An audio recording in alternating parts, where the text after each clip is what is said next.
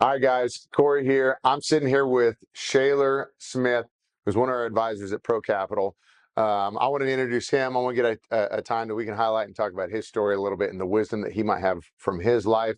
He actually has a history before coming over to Pro Capital in the financial sector. He came from ministry and was a pastor at a church for a long time.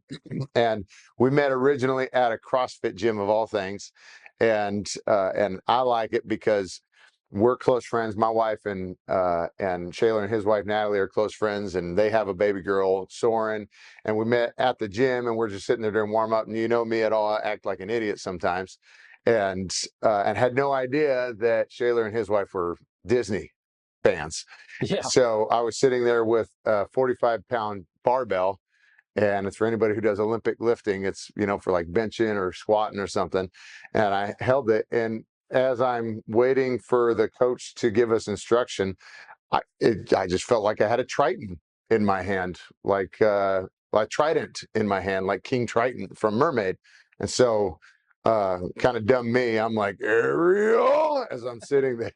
And Shaylor and Natalie were the only ones who got I don't the joke. think anybody else got that reference at all. But I look at my wife and I was like, maybe we can be friends with this guy.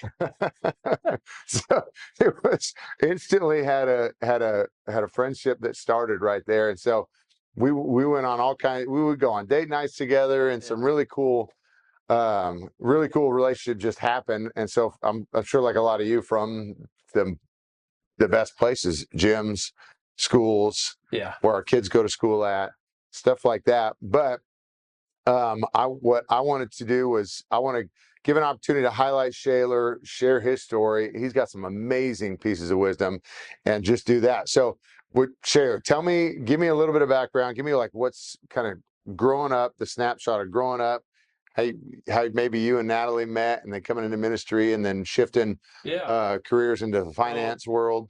Grew up in the Dallas-Fort Worth area, split time between Bedford and then Colleyville. So grew up in both of those places.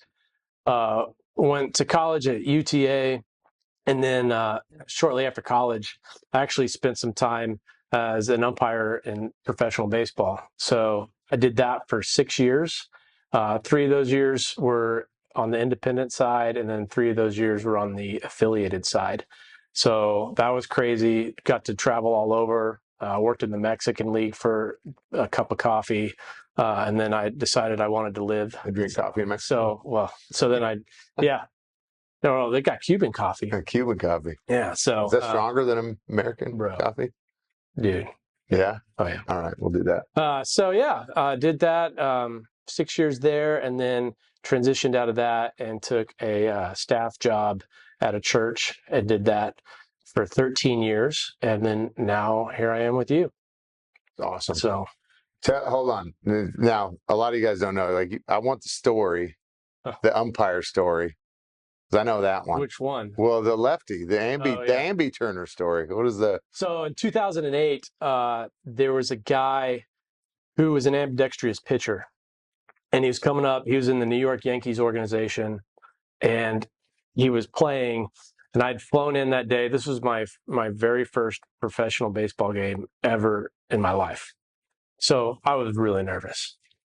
And the league president calls, and before the game, he goes, "Oh, hey, by the way, the Yankees have an ambidextrous pitcher, and we don't really know what to do with that yet. So, but just in case, you might want to know."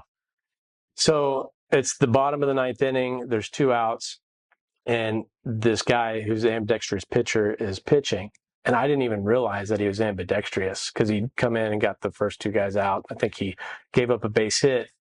And then all of a sudden, a switch hitter walks up to the plate. And this guy walks up to the plate, and he said, "Hey, what arm's he going to throw with?" I was like, "What are you talking about?" To you? He's asking you this? "What's he going to throw with?" It's like, "What are you talking about?" And he goes, "No, look, what's he going to throw with?" And I was like, "Well, I don't know. What do you think he's going to throw with?" And so he stands there for a second, and then the pitcher's staring at him. And so he comes up on the right side, and then then he switches to the left side, And then the pitcher takes off his glove, flips it over, and he's got a thumb on each side of his glove. So it's like a 6-finger glove. Mm-hmm. So, yeah, this goes back and forth for just a minute. And I was like, oh, no. There's no rule that at that time, there was no rule that stated who had to declare first, the pitcher or the batter. This was the first time that this had happened in baseball. So they walked back and forth for a little bit, and then finally I stepped in, and we just had to make it up on the spot. And so I didn't think it was going to be that big of a deal. Called the league office after the game. We're like, hey, that ambidextrous pitcher you told us about, he pitched tonight. He faced a switch hitter. Kind of was a debacle, but I think we're good. Mm-hmm. And then, so then we're out at dinner, and a couple of buddies called me, and they're like, oh, hey, you're all over Sports Center. And I was like, oh, no. So this is 2008. It's before social media, but it went viral, I think, before you can go viral. It was like on the Today Show the next morning and all this stuff. And I was like, oh, didn't want that kind of press. Regis and Kelly. Yeah. Regis Talking and about Kelly. you. Yeah. I'm like, Regis, like, well, I think the umpire should have done that. I was like, Regis, why don't you just worry about hosting your talk show? Don't tell me how to do my job. There was no rule, man. What are you supposed to do? What would you have done, Regis? Don't act like you know. The Monday morning quarterback. Yeah. That's what it is. I loved it because I am like almost everybody I know. I told the story about, like, they know that play, but they don't know that the umpire, the mask guy behind the plate, like who he was. And so I was like, we have a celebrity on staff right now, which is pretty sweet. So that's pretty cool. Well, okay, we'll do this. Here's what I love. What was like, okay, your time in ministry, 13 years, that's a good chunk, right? Yeah. So what, like, I guess if you had some like major points of wisdom or a reoccurring point of wisdom, or like either that's something to do or not to do that came from that whole career, like what was that? Like, what we've talked about family before, we've talked about some different things. And that's one thing I've always liked about you is like you and Natalie, you and your wife, like you guys are just together on everything. And that's what I love. And especially when we try to reinforce, marriage or a couple. I'm glad you think that. No, I mean, we try. Well, I mean, yeah. So, and it helps that you're funny. This is how I got my wife. All right. That's how, like, if you know if a guy's a good salesman, he's like, he marries above his grade, right? That's right. So that's why our people that married Megan and I, they were like, what do you see in him? And she goes, he's actually really funny. So that's what I assume, because you're like me, you're like the 7, right? Not quite a 10, maybe a 6 average, but with my wife, I look a grade above. Sure. And so I'm way out over my skis for sure. For sure. So yeah, oh gosh, there's a lot of stuff. One of the first things that comes to mind, kind of developed this saying, and this was coming from a ministry job, but for me, I tried to implement this the best I could, but redemption was always plan A.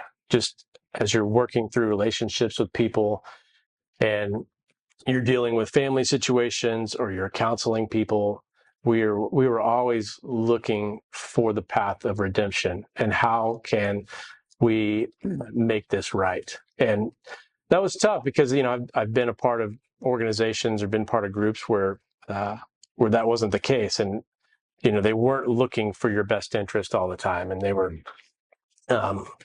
looking for their own agendas and how to promote themselves. But so that would be one thing that I tried to live by. Another thing, I dealt a lot with families, and so at the time, most of my time in that, I started off single, and then I got married, and then we had our daughter Soren. So usually how that works. Yeah, usually how that works. But so I got to experience all 3 of those seasons while I was doing that, and so I worked a lot with families, and I was watching and paying attention to who were the families that I thought were doing it well, and who were the families that, and I didn't mean it in a judgmental way, but that were struggling as they were raising their kids.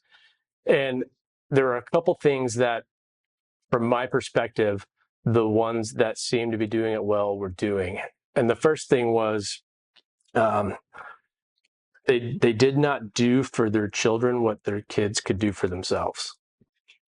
And because I would see a lot of families that, I think sometimes in our culture, if you're not careful, parents can be raising their children to become adolescents instead of men and women. And so when I would see parents still doing everything for their kids and not allowing their kids to do things for themselves, to make their own decisions, and there's, there's within reason, like you can't let your kid make every decision, but what are the decisions you can let them make? And as they prove that they can make wise choices, how can you start expanding that and letting them make more decisions and more decisions? Because I would see kids go all the way through middle school, all the way through high school, and they don't even know how to think for themselves because their parents still did everything for them. And then another thing that was really big was when a parent would act differently in public than they did in the home. When that was inconsistent, you would see that there would be problems in their home life and with their kids, because basically they were teaching children that it's okay to live as a hypocrite. Yeah. And kids pick up on that stuff. Yeah. So parents who would be consistent with who they were privately and publicly, and parents that would allow their kids to make their own decisions, it seemed like generally they were raising their kids for success. There was I saw one recently. It was really good. It was basically stay a season ahead of your children in that maturation process, right? It was basically like, if my kids coming into like pre-adolescence, and you want them to start driving the tractor, or have chores or responsible chores around the house or something, be a season ahead to keep them excited about it. And it was basically like, I tell my 9-year-old girl, or Hank, who's my 4-year-old boy, like, hey, you want to drive the tractor? And they're like, yeah, they're chomping at the bit, right? We're like, to give them a responsibility that's just out of their edge. What was the one you said, maybe it was a couple of weeks ago, about Grace making her bed and what she got out of that? Consistency. Yeah. Yeah. So that for us, we just got done reading Atomic Habits. Right. I got done. We actually just read that as a team, right? And we're just talking about like our behaviors and how those small behaviors, it's not large chunks that affect our life. It's all the small behaviors that add up and compound. And there's a great, for lots of guys, right? A lot of people have seen the Navy SEAL that gave a commencement speech at University of Texas years ago. And he talked about making your bed. And was one of the most simple things that you can do, or actions that you can do, is the very first thing you do in the morning is you make your bed.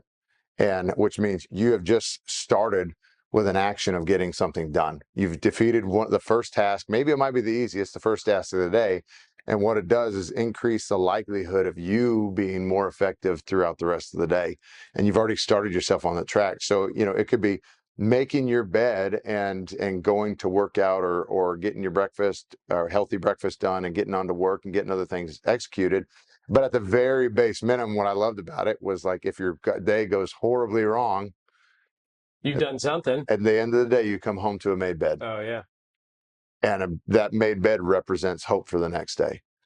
And everybody loves to come home to the bed. And so with Grace, our girl, I wanted to start that, right? And I didn't want to have somebody who didn't appreciate what they had. And so, when we started, we did it. We threw an incentive in there. She wanted to get a bike and then a puppy and some different things. And okay. And 3 months is generally kind of the rule to develop a habit. And go, well, all right, if you can make your bed every single morning, the first thing you do for 3 months, we'll get you a bike. And she did it, and she marked off the calendars.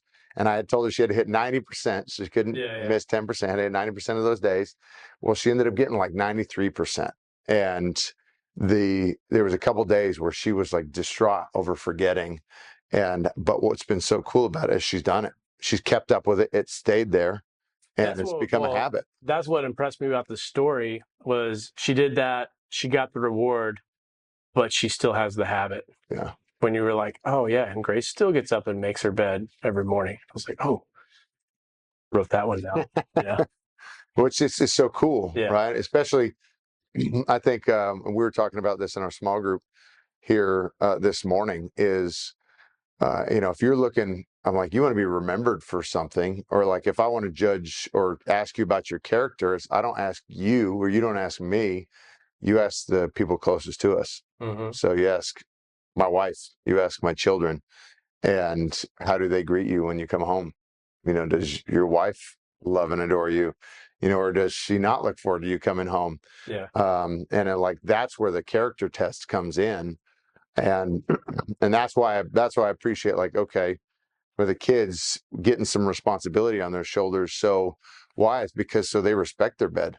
Right. I'm like, there's a lot of kids that don't have a bed, and I want her to be able to realize, like, this is a luxury item to have that bed to sleep in. And she is a queen of relaxation. She wraps a blanket around her neck and passes out every night. But if we can share that with these kids, a lot of people complain about our kids being spoiled, right? And for a lot of us here in America, we are spoiled. If you go into another country and look, but if we can teach our kids to appreciate where we're at, and not just we can have high expectations for ourselves, but at least appreciate that there was work that went into building this house. And if somebody else walks in my house and destroys my house or trashes my house or talks bad about my house, I don't want them in my house. And so we've actually done that with kids, where we're like, kids come over, if you don't clean, you're not coming back. So make sure you clean up your mess. Yeah, And that's awesome. And so it's been really good. But that's why I like what you're talking about, is like, hey, let's make sure they know it. Yeah. Right.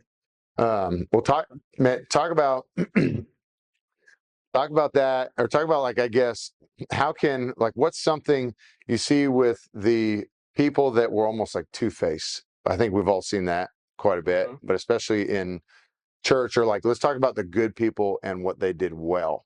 Like, if you had something that you saw coming from that background, what was a major thing or a piece of wisdom? This could be from your grandpa, your dad, or just people around, or from that experience. Like, what was something big that you saw? You're like, that's what I want.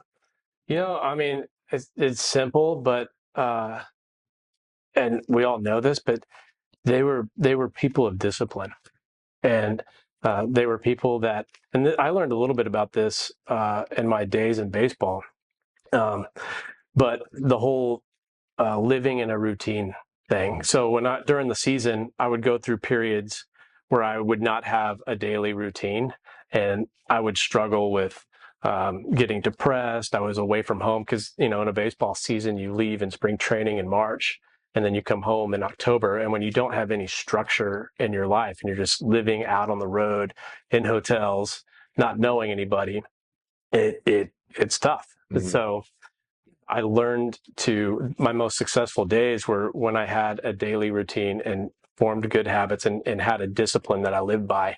Because it was very easy to, in that season of my life, you can stay up really late, sleep all day because you don't have anything to do until you have to go to the ballpark that day.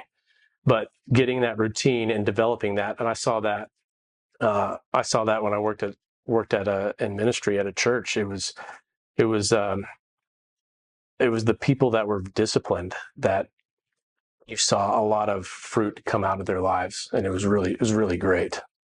That's cool. That's something I mean, I can relate to that from sports. Yeah. Right. Growing up, we were always given an agenda for every single meeting, minute of the day, where we're supposed to be, including the breaks. And that was actually something. So like, that's why athletes, we relate so well with military. Right. And that's why it's a weird drop off when we get out of athletics or military, because now we're like, it's on us to figure that out.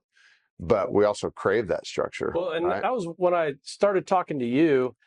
I saw that you had a system in place and a structure in place. And I saw that, and I was like, if I can learn to operate within this, I can be successful. And that was one of the things that attracted me to working with you. Was you broke that down. You're like, Monday's kickoff, Tuesday's this and this and this.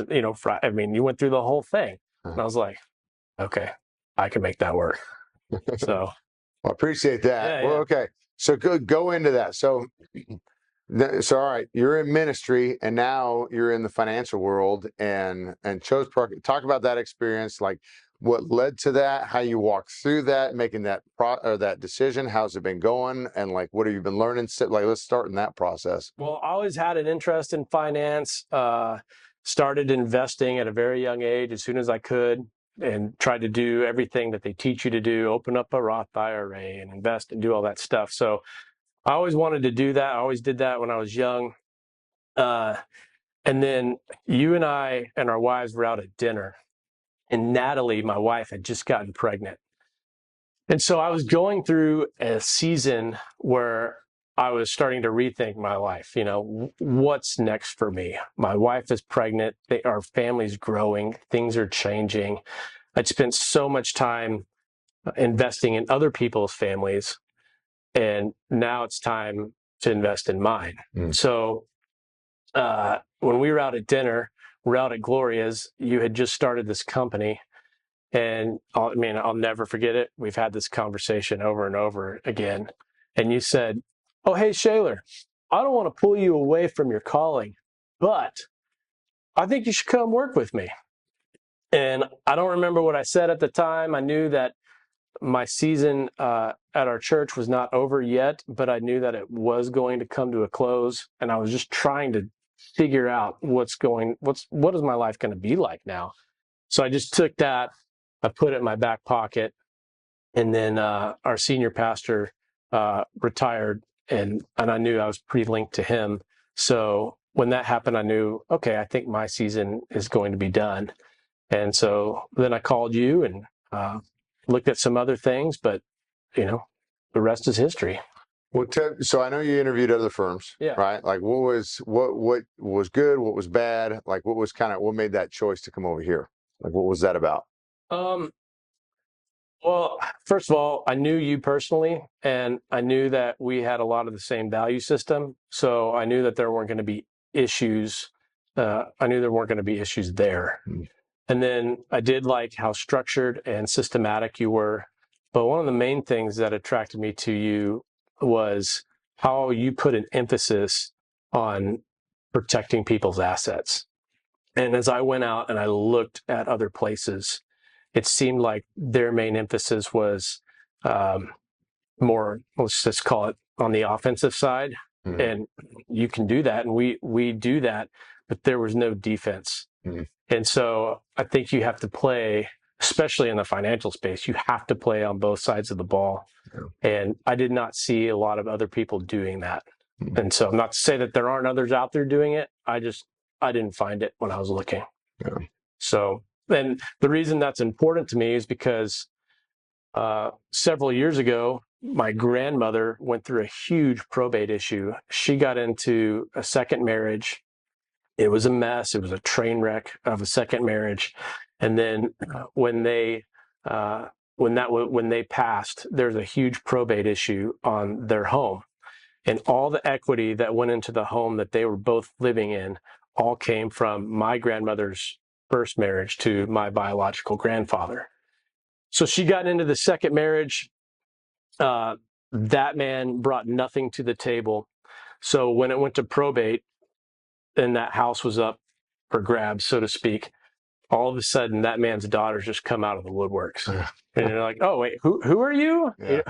And that's daddy's house. And that belongs to us. That's my dad's house. And you're just like, you guys have nothing in this, nothing. And so going through that process, I was an adult when that happened, but I was in my early 20s when that happened. But I watched the financial strain it put on my parents because it was expensive to go fight that battle. I watched the emotional strain it put on my parents because that asset came from my mother's dad, who she lost when she was young. And so that meant something to her because you're basically stealing something from my mother that her dad wanted to give her. And so watching my mother process that was tough. We went through probate. We actually ended up winning and captured that asset, but it was awful. I mean, the financial toll, the emotional toll, and everything the weight that put on my family just to go through that battle, even though we won, I wouldn't wish that on my worst enemy. Yeah. And so knowing that you take care of those things, that we can fix those issues, that issue was easily fixable had they planned appropriately. I was like, I want to do that for people. Nice. So awesome. That's a heck of a story. And there's a lot of those stories. It's pretty common. Well, so. You find out that happens every day. Yeah. And there's simple fixes that you can do to prevent those situations from happening. Yeah. So, and it's crazy. It's awesome. Well, to do this, so since you've been on board, and I appreciate that. So thanks for sharing. Because it hits home, right? Like we have, my story has some similar issues, and I think a lot of people relate to that. But since you've been on, how's the experience? How have you related like a piece of that wisdom towards application today in this world, the financial world, or even being in all our meetings and operating in, and I guess ProCap? What's like, how has that transition been? And then like, how have you applied that knowledge today, I guess? And the transition's been great. It's been great working here with you, and you've helped me along the way. You've taught me a lot, and it's just trust. I mean, I'm having to learn to trust the system that's been put in place. And when I've done that in the past in my other jobs, I've always had success. And so, knowing, I mean, I hate to sound cliche, but trusting the process, like I know everybody says that now, but when I've done that, it's been good for me. So heck yeah. Trust the process, man. Yeah. Yes, well, you got to make sure it's the right process, right? Though, I mean, there's a lot of crap processes out there, and that, I mean, again, that's why I found you. I was like, this guy's doing it right, and so, I mean, you can't just trust any process, but once you find the right one to work within, then just stick to it. Well, what I laugh about is like, so I got from my mentor in this business an actual process. So there's a lot of people that says trust the process, where I'm like, maybe I've used that before, but I had no idea what that process actually was. And I got challenged on it. And and so that's a longer story for another day, but she challenged me on it, and I could not articulate exactly what that process was. And so a lot of people say trust the process. I'm like, okay, what is the process? If you leave it vague and ambiguous, no, thank you.